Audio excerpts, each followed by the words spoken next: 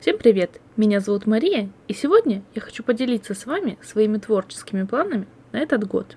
Обычно я каждый год пишу себе список планов на следующий год, а в конце подвожу итоги. Очень интересно взглянуть на то, как я планировала провести год, и на то, как это у меня получилось. На этот раз я решила записать творческую часть планов на видео, чтобы в конце года подвести итоги.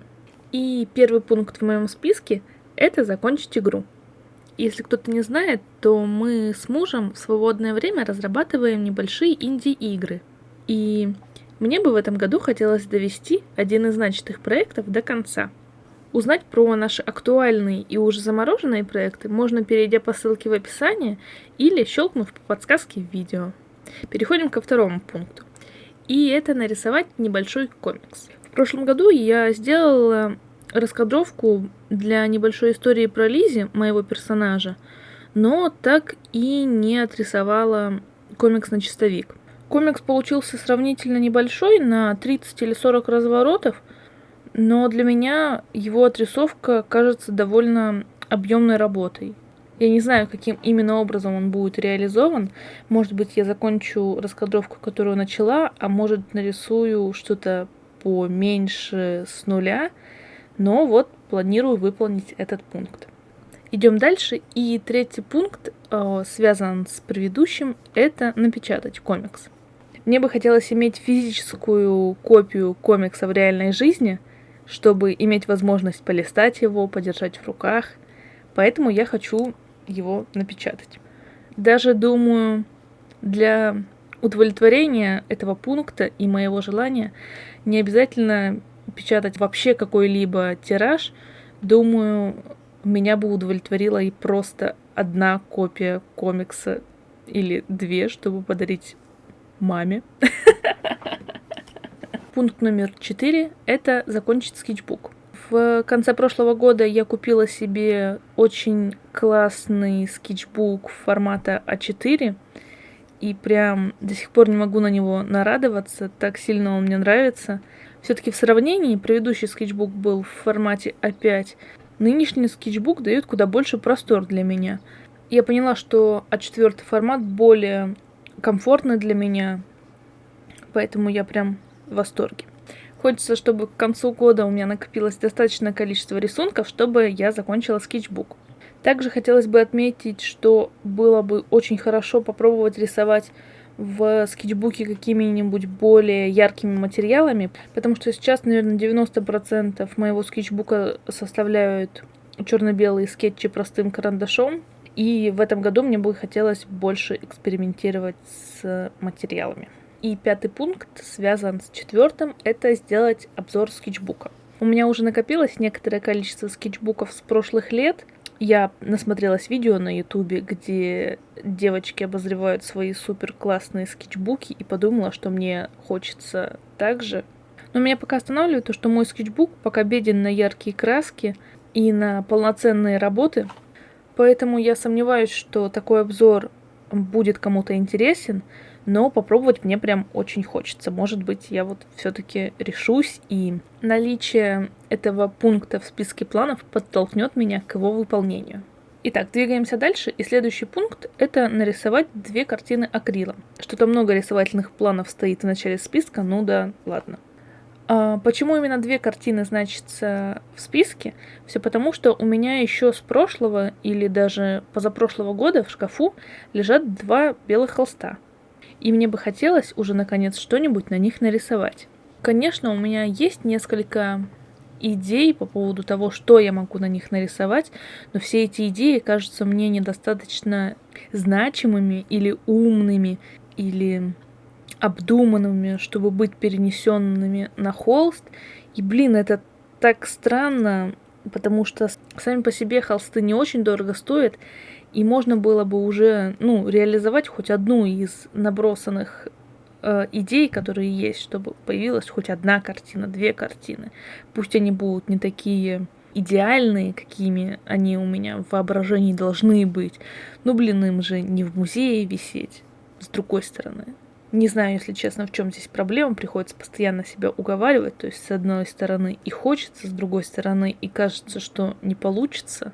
Вот, и как с предыдущим, думаю, что наличие этого пункта в списке будет подталкивать меня к его выполнению. Дальше у нас идет 7-й пункт, это, наконец, уже пошли кукольные пункты, и это выпилить мебель из дерева для кукол. В прошлом году я делала несколько проектов с переделкой мебели из фикс-прайса. Там я переделывала уже купленную пластмассовую мебель, просто перекрашивала ее или как-то модифицировала.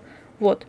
И в этом году мне бы хотелось попробовать создать мебель для своих БЖД кукол, может быть, для кукол формата поменьше, собственными руками. Мне очень нравится мастерить что-то руками, поэтому, думаю, этот пункт – отличная идея попробовать что-то новое. Двигаемся дальше. И 8-й пункт – это сделать несколько скульптов в ZBrush. В последнее время я больше рисую 2D-рисунков и меньше времени трачу на 3D в принципе. Поэтому мне бы хотелось вернуться к лепке лиц в ZBrush, чтобы не терять навык. И вот поэтому этот пункт значится в списке. Здесь очень хитро указано слово «несколько скульптов». Не знаю, что именно я имела в виду, когда писала этот список, видимо, чтобы сильно себя не нагружать. Я написала так, но думаю, если что, будем считать пункт выполнен, если их будет больше 2, к примеру. Вот. Итак, идем дальше. Пункт номер 9 можно объединить с пунктом номер 10. Это закончить сцену с ведьмой в 3D и сделать русалку в 3D. По поводу сцены с ведьмой я начинала ее делать в прошлом году, но так и не закончила. И вот хотелось бы довести ее до конца. А по поводу русалки, в мае среди художников обычно проходит челлендж Мармей, когда художники рисуют русалок, и мне бы хотелось в нем поучаствовать со своим 3D-скульптом. Есть желание, не знаю, успею ли я его реализовать, но чтобы не забывать об этом, я решила внести их в список. 11-й пункт – это своего рода долгострой, а именно закончить Су-сестру. Все дело в том, что когда мы перепечатывали некоторые части тела для Су, нашей БЖД-куклы, у нас остались лишние детали, из которых я собиралась собрать вторую куклу, сестру для Су. Но так и не собралась. То есть работа начата, там осталось доделать вроде бы некоторые мелочи, просто сесть и закончить по-хорошему. То есть это займет несколько дней. Но там их нужно грунтовать и красить с помощью аэрографа. И думаю, именно из-за этого дело немного тормозится. Но, надеюсь, в этом году я смогу закончить. И у Су, наконец, появится сестра. Итак, идем дальше.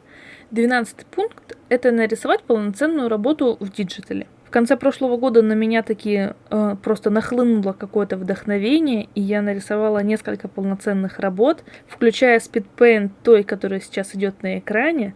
Поэтому, чтобы не опускать планку, мне хотелось бы нарисовать какую-нибудь сложную полноценную работу в диджитале и в этом году. Я думаю, это довольно легкий пункт, потому что так или иначе полноценную работу я все равно нарисую, я надеюсь. Поэтому он почти такой автозаполняемый пункт в этом списке. Итак, идем дальше. Пункт номер 13. Шить наряд для куклы. Вообще у меня есть несколько идей костюмов, которые я хочу сшить для своих кукол. Будет хорошо, если получится их реализовать. Конечно, наверное, хочется отметить, что было бы полезнее всего сшить несколько нарядов для моих девочек формата 1:6, потому что у них меньше всего одежды в сравнении с теми же БЖД-куклами, потому что я очень редко на них шью, а все из-за того, что шить на такой маленький формат сложнее, но это отличное испытание для себя, поэтому пункт значится в списке. Дальше идет пункт номер 14 – рисовать больше мальчиков. Наверное, по моим работам заметно, что в большинстве картинок, которых я рисую, фигурируют девочки. Поэтому для игры и для собственной практики мне было бы полезно научиться рисовать мальчиков. Пункт номер 15 – это перепрошить куклу. До этого я уже делала парики на кукол, но я клеила или пришивала трессы к уже подготовленной шапочке на голове куклы. И поэтому в этом году мне бы хотелось самой попробовать сделать перепрошивку куклы. Я уже смотрела видео на ютубе о том, как это делается, и с одной стороны вроде бы и ничего сложного, а с другой стороны очень страшно, что ничего не получится или получится не так прикольно, как я себе это представляю, поэтому, думаю, в любом случае стоит попробовать. Пункт номер 16 – это сделать проект с музеем. Это тоже, можно сказать, долгострой с прошлого года. У меня есть задумка сделать диораму с музеем, и хотелось бы в этом году ее реализовать. Пункт номер 17. Нарисовать самых лучших девочек из Геншина. Я уже довольно давно играю в Genshin Impact, и, на удивление, не рисовала фанартов по этой игре. Нужно это исправлять. Поэтому у меня план на следующий год нарисовать самых лучших девочек оттуда. Начну, наверное, с самых своих любимых героинь, и хочу их прям порисовать, потому что мне очень нравится то, как они реализованы в игре, то, как выписаны их характеры, дизайны персонажей просто отличные. Хотелось бы их порисовать. Итак, двигаемся дальше. И пункт номер 18 – это пройти курс по анатомии. Я уже некоторое время чувствую себя некомфортно из-за того, что мне не хватает знаний по анатомии, и хочу подтянуть ее в этом году. Следующий пункт, номер 19, это поработать с эпоксидной смолой и силиконом. Это те материалы, с которыми мне бы было интересно поработать, но все, руки никак не доходят. Поэтому наличие этого пункта в списке говорит о том, что я надеюсь, что мне удастся это сделать в этом году. 20 пункт – это выпускать по одному видео в месяц. То есть в конце года у меня должно быть 12 видео на канале. Конечно, в идеале хотелось бы делать их больше, но для выполнения этого пункта будет достаточно 12. Пункт номер 21 – нарисовать автопортрет. Это тоже идея, которая тянется у меня еще с прошлого года. Первый раз она пришла ко мне, когда я читала мангу «Бла-бла-бла», и главная героиня рисовала автопортрет для одного из экзаменов. И я решила, что хочу тоже попробовать нарисовать себя. Для реализации этой идеи мне нужно было зеркало, а у меня его нет, и идея на этом моменте застопорилась. Потом я подумала, что, может быть, достаточно себя сфотографировать и рисовать с фотографии, и поэтому этот пункт есть в списке. То есть желание у меня осталось, найти бы время для его реализации. И последний пункт, 22, это проект с 3D-печатью. Мне бы хотелось для самой себя напечатать серию фигурок, раскрасить их и отфотографировать. Так как я хочу себе серию, чтобы фигурок было несколько, этот проект, думаю, будет довольно-таки продолжительным. Поэтому этот пункт значится в списке. На этом все. Всем спасибо за просмотр. И увидимся в следующих моих видео.